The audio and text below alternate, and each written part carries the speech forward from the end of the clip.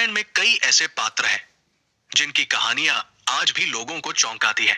इन्हीं में से एक है लंकापति रावण और उसकी भतीजी त्रिजटा का रहस्यमय रिश्ता। अपार शक्ति और ज्ञान का स्वामी रावण, जिसे देवता तक कांपते थे, वही रावण अपनी ही भतीजी त्रिजटा के सामने असहज और भयभीत रहता था। इसके पीछे एक गहरी पौराणिक कथा छिपी है। आइए जानते हैं, आखिर ऐसा क्यों था। कौन थी त्रिजटा? त्रिजटा रावण के छोटे भाई विभीषण की पुत्री थी। जैसे विभीषण धर्म, सत्य और विवेक के मार्ग पर चलते थे, वैसी ही उनकी बेटी त्रिजटा भी दिव्य ज्ञान से संपन्न थी। उसे भविष्य की घटनाओं का पूर्वाभास होता था और उसके देखे गए सपने कभी असत्य नहीं होते थे।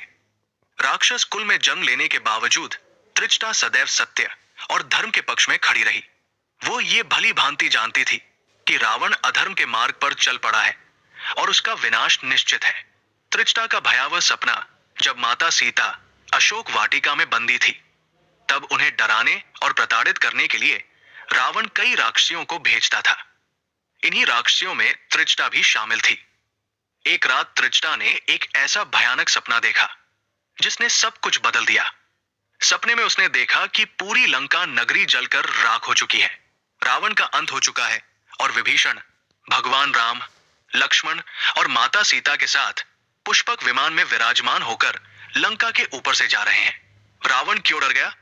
त्रिजटा ने अपना सपना अन्य राक्षसियों को सुनाया और कहा कि यह भविष्यवाणी जल्द ही सच होने वाली है। ये सुनते ही सभी राक्षसियां भयभीत हो गई और माता सीता को सताना बंद कर दिया। जब ये बात रावण तक पहुंची तो वो भी विचलित हो उठा।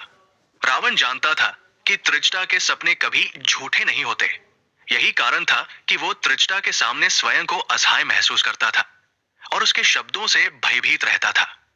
अधर्म के अंत का संकेत त्रिजटा का सपना दरअसल अधर्म पर धर्म की विजय का संकेत था। यही वजह है कि रावण, जिसने कभी किसी से भय नहीं खाया, वो भी त्रिजटा की भविष्यवाणियों से डरता था।